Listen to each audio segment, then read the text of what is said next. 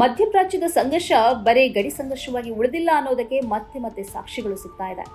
ಇದು ಒಂದು ಮಹಾಯುದ್ಧದ ಮುನ್ಸೂಚನೆಯಾಗಿ ಮಾರ್ಪಡುವ ಸೂಚನೆಗಳನ್ನ ಕೂಡ ಕೊಡ್ತಾ ಇದೆ.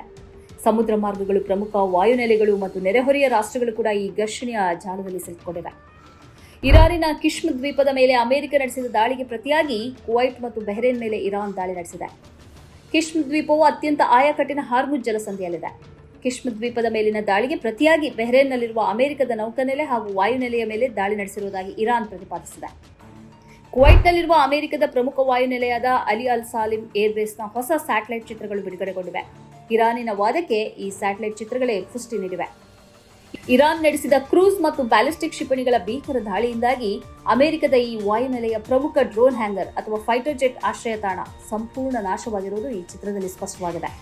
ಈ ದಾಳಿಯನ್ನು ಕುವೈಟ್ ರಕ್ಷಣಾ ಸಚಿವಾಲಯ ಒಪ್ಪಿಕೊಂಡಿದೆ.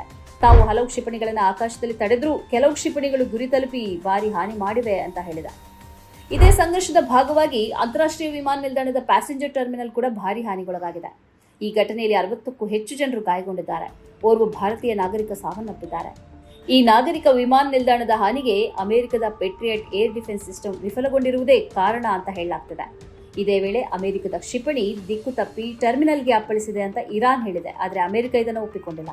ಇನ್ನೊಂದು ಕಡೆ ಇರಾನಿನ ಸರ್ವೋಚ್ಚ ನಾಯಕ ಮುಜ್ತಬಾ ಖಮೆನಾಯ್ ಅವರನ್ನ ಭೇಟಿಯಾಗಲು ಬಯಸೋದಾಗಿ ಅಮೆರಿಕದ ಅಧ್ಯಕ್ಷ ಡೊನಾಲ್ಡ್ ಟ್ರಂಪ್ ಹೇಳಿದ್ದಾರೆ. ಮುಜ್ತಬಾ ಅವರನ್ನ ಹತ್ಯೆ ಮಾಡಲು ಹೊರಟ ಟ್ರಂಪ್ ಇದೀಗ ಅವರನ್ನ ಭೇಟಿಯಾಗಲು ಬಯಸುತ್ತಿರೋದು ಪರಿಸ್ಥಿತಿಯಲ್ಲಿ ಆಗಿರುವ ಬದಲಾವಣೆಯನ್ನು ಸೂಚಿಸುತ್ತದೆ. ಇನ್ನೊಂದು ಕಡೆ ಲೆಬನಾನ್ನ ತನ್ನ ಶಾಂತಿ ಒಪ್ಪಂದದ ಒಂದು ಷರತ್ತಾಗಿ ಇರಾನ್ ಬಲವಾಗಿ ಪ್ರತಿಪಾದಿಸಿದೆ.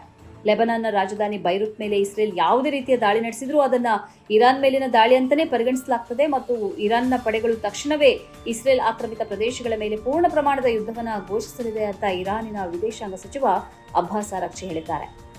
ಈ ನಡುವೆ ಇನ್ನೊಂದು ಕುತೂಹಲಕರ ಬೆಳವಣಿಗೆಯೂ ನಡೆದಿದೆ. ಇದು ಜಾಗತಿಕ ಶಕ್ತಿ ಸಮತೋಲನವನ್ನು ಬದಲಾಯಿಸಬಹುದು ಅಂತ ಹೇಳಲಾಗ್ತಿದೆ.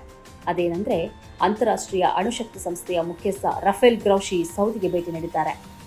ಸೌದಿ ಅರೇಬಿಯಾ ತನ್ನದೇ ಆದ ನಾಗರಿಕ ಪರಮಾಣು ಕಾರ್ಯಕ್ರಮವನ್ನು ಅಂತಾರಾಷ್ಟ್ರೀಯ ನಿಯಮಗಳ ಅಡಿಯಲ್ಲಿ ಮುನ್ನಡೆಸುತ್ತಿರುವುದಕ್ಕೆ ವಿಶ್ವಸಂಸ್ಥೆ ಪ್ರಶಂಸೆ ವ್ಯಕ್ತಪಡಿಸಿದೆ.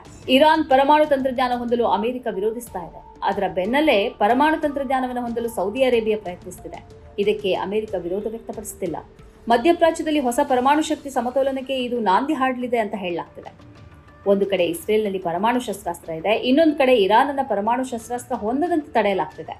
ಮತ್ತೊಂದು ಕಡೆ ಸೌದಿ ಅರೇಬಿಯಾಕ್ಕೆ ಅನುಮತಿ ನೀಡಲಾಗ್ತಿದೆ. ಇದಕ್ಕೆ ಇಸ್ರೇಲ್ನ ವಿರೋಧ ಇದೆಯೇ ಅನ್ನೋದು ಗೊತ್ತಾಗ್ತಿಲ್ಲ. ಅಂತೂ ಇರಾನ್ನ ಬದಿಗೆ ಸರಿಸಿ ಸೌದಿ ಅರೇಬಿಯಾವನ್ನ ಪ್ರಬಲ ರಾಷ್ಟ್ರವನ್ನಾಗಿ ಮುನ್ನೆಲೆಗೆ ತರುವ ತಂತ್ರವೊಂದು ನಡೀತಾ ಇದೆ. ಈ ಎಲ್ಲ ಬೆಳವಣಿಗೆಗಳನ್ನ ಇರಾನ್ ವೀಕ್ಷಿಸುತ್ತಿದ್ದು ಅದು ಪಟ್ಟು ಬಿಡದಿದ್ರೆ ಜಾಗತಿಕ ಯುದ್ಧದ ಸ್ವರೂಪಕ್ಕೆ ಈಗಿನ ಮಧ್ಯಪ್ರಾಚ್ಯ ಬಿಕ್ಕಟ್ಟು ಪರಿವರ್ತನೆಯಾಗುವ ಸಾಧ್ಯತೆ ಇದೆ.